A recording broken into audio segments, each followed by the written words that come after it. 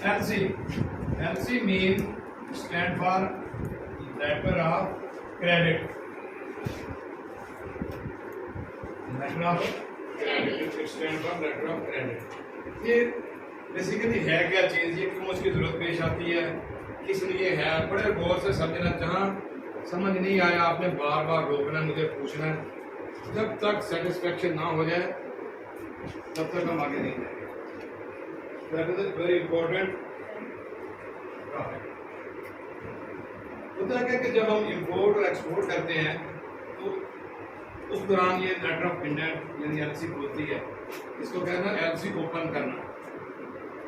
इसकी जरूरत इसलिए पेश आती है कि फॉर एग्जांपल हम हैं बाहर, पाकिस्तान में बाहर बैठे हुए हैं, हमारा सेलर बैठा हुआ चाइना में, किसी और कंट्री में, तो हमें प्राइस कोट करता है कि इतने डॉलर की चीज़ है, वो भी क्लियर हो जाता है, सारी हमारी इंक्वायरी क्लियर हो जाती है, बात रुक जाती है आके पेमेंट टर्म्स पे। अब पेमेंट टर्म पे ऐसे है कि वो कहता है कि मुझे एडवांस पैसे चाहिए या मुझे 50% एडवांस चाहिए, बाकी 50% जब मैं डिस्पैच करूंगा तब दूंगा। हम बाहर हैं, हम सोचते हैं कि नहीं, पहले भी मेरे पैसे इस तरह ज़ाया हो गए थे, किसी ने पैसे ले लिए थे और मुझे वहाँ से डिस्पैच शिपमेंट नहीं भेजी, डिस्पैच नहीं की, तो दोनों किसी पॉइंट पे नहीं आते। जिस तरह हम आपस में बैठे होते हैं, कोई हमारा पाकिस्तान में कैसा सिस्टम है कि आपस का झगड़ा खत्म नहीं होता, तो हम क्या करते हैं, फिर कहते हैं कि तीसरा बंदा जो है ना, उसको हम न्यूट्रल बंदा बिठा के कहते हैं कि ये हमारा जज होगा, जो ये फैसला करेगा वो हो जाएगा, उसकी बात फिर माननी पड़ती है। ये सिर्फ एग्जाम्पल है, 100% डीटो नहीं है। तो फिर हम करते क्या है कि बैंक को इन्वॉल्व करते हैं। बैंक जो है ये इंटरनेशनल जब बिजनेस करते हैं तो उसके लिए एलसी के लिए बैंक को इन्वॉल्व करने जाता है। बैंक क्या करता है कि हमारी गारंटी देता है उनको कि ये इनके पैसे मेरे पास आ गए हैं। अच्छा, उनको भी वो डायरेक्ट गारंटी नहीं दे सकता। क्या तरीका होगा, वहां के बैंक को इन्वॉल्व करेगा।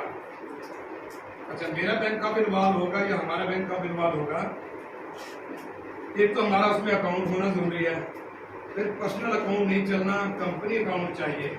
अगर कंपनी खुद की तरफ जब अकाउंट होगा तो ठीक है, कंपनी का अकाउंट होगा, हम अपने बैंक के पास जाएंगे कि ये मैंने चीज़ बाय करनी है और मैं पेमेंट करना चाह रहा हूँ, लेकिन मैं पहले पेमेंट नहीं करना चाह रहा, मैं आपको एज ए गारंटर यानी मेरी एलसी खोल दें, तो पूरी डॉक्यूमेंटेशन आपसे करवाएंगे, आपका सारा कंपनी का नाम, रजिस्ट्रेशन, ये वो, हालांकि उनके पास ऑलरेडी है।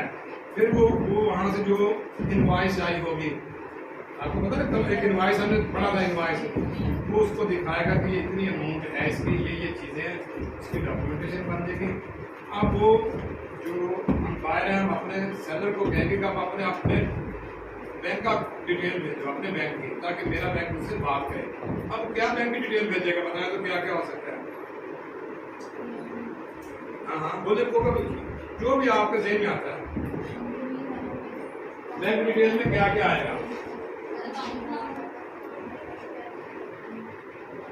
बैंक डिटेल, सबसे पहले तो बैंक का नाम, ऐसे ही है, बैंक नेम, कंट्री तो ठीक है, डन है ना, जिस कंट्री से ले रहे हैं। फिर उसका अकाउंट नंबर, फिर एक आपने चेकबुक पे देखा होगा आई बैन है, देखा आई बैन, ये इंटरनेशनल बैंकिंग के लिए होता है। IBAN, I for international banking. ये आपका अकाउंट नंबर फॉर एग्जाम्पल है 00100 तक करते। लेकिन आई बैन क्या होगा, उसके अंदर बैंक के डिजिट भी आ रहे होंगे। फॉर एग्जाम्पल हमारा बैंक अलाइड बैंक है तो ए बी ठीक है, 00 फिर इस तरह PK, ये इसके अंदर ये वाला आपका अकाउंट नंबर भी कवर हो जाएगा। ठीक है, 4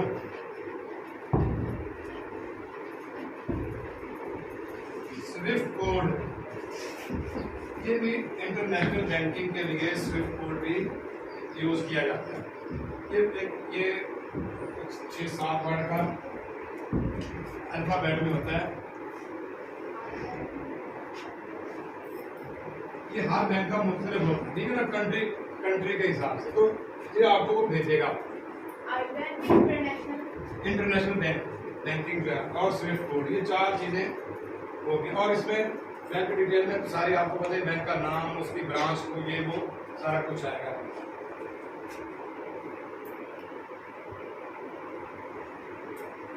एड्रेस, कोड, बला बला जो चीज़ें भी हैं, तो जो हमारे बैंक को आगे हमें आने कि हम अपने बैंक वाले को जो देंगे, अब हमारा बैंक क्या करेगा, उस बैंक के साथ इन कॉन्टैक्ट हो जाएगा, उनसे कहेगा कि ये आपका बायर शायद वहाँ पे सप्लायर है, तो उसके साथ हमें ऐसे खोला जाते हैं, वो फिर अपने उनसे रब्ता करेंगे, तो दोनों का म्यूचुअल अंडरस्टैंडिंग हो जाएगी, डॉक्यूमेंट्स बना देंगे।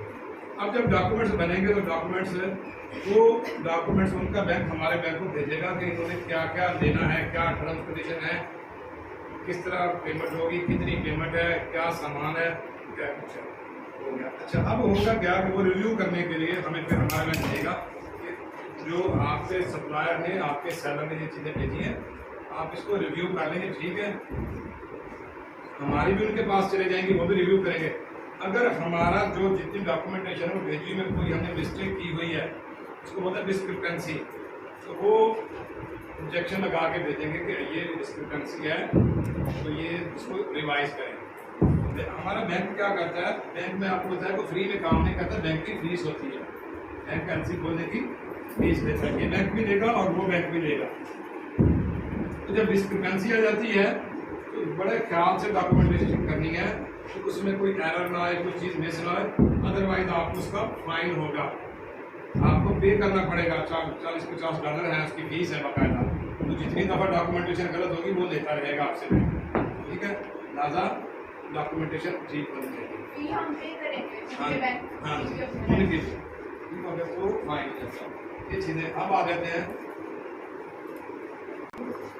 तो हमने पेमेंट करनी है, वो हम पहले बैंक को देंगे या बाद में? हाँ गुड क्वेश्चन। बैंक हमारा बैंक हमारी एजेंसी उस वक्त तक नहीं खोलेगा जितनी अमाउंट का हम बाय कर रहे हैं हमारे अकाउंट में पैसे होने चाहिए, ठीक हो गया, ताकि उनके पास गारंटी भी हमारी दे रहा है, हम गारंटी के तौर पर पैसे उनके पास रख दिए उन्हें, अगर पहले अकाउंट में नहीं है तो हमें फिर वहाँ पे जमा करवाने पड़ेंगे।